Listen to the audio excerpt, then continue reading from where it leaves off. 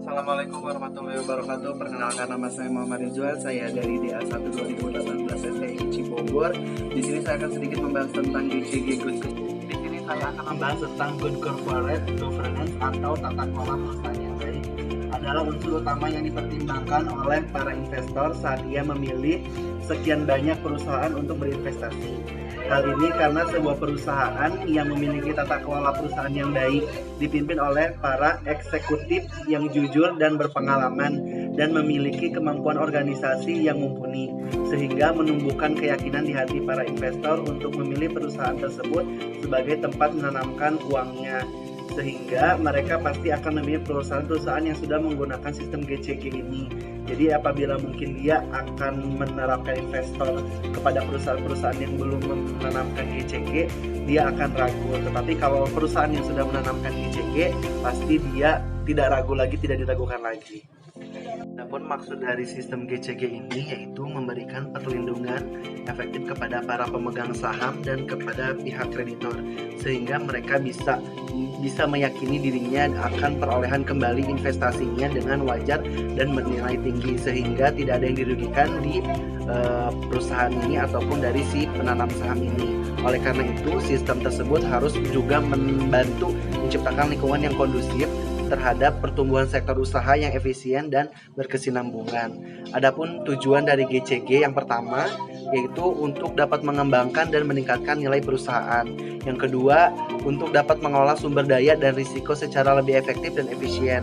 Yang ketiga, untuk dapat meningkatkan disiplin dan tanggung jawab dari organ perusahaan demi menjaga kepentingan para stakeholders.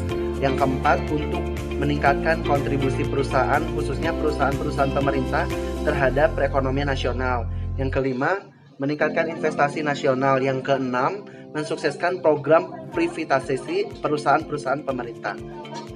Prinsip-prinsip GCG: yang pertama keadilan, yang kedua transparansi, yang ketiga akuntabilitas, yang keempat responsibilitas, yang kelima kemandirian. Good corporate governance juga menggambarkan baiknya kerangka kerja perusahaan yang menggambarkan tujuan mengapa ia didirikan. Sistem tata kelola perusahaan yang baik ini juga melingkupi sejumlah aspek dalam organisasi, diantaranya adalah yang pertama perencanaan strategis yang matang, yang kedua kendali internal yang terstruktur, yang ketiga pengukuran performa objektif dan adil, yang keempat transparansi keuangan perusahaan.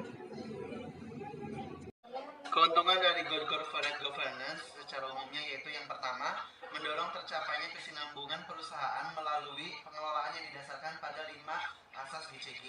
Yang kedua, membuat organ perusahaan yang terdiri dari dewan komisaris, direksi, dan rapat umum pemegang saham dapat berfungsi secara berdaya, optimal, dan mandiri.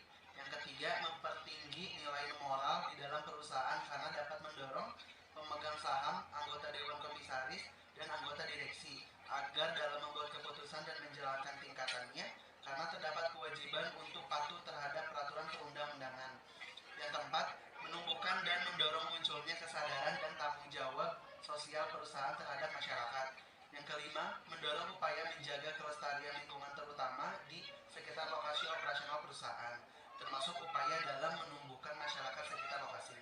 Yang keenam, mengoptimalkan nilai perusahaan bagi pemegang saham dengan tetap memperhatikan pemangku kepentingan lainnya. Yang ketujuh, meningkatkan daya saing perusahaan secara nasional maupun internasional sehingga meningkatkan kepercayaan pasar yang dapat meningkatkan kesempatan masuknya arus investasi.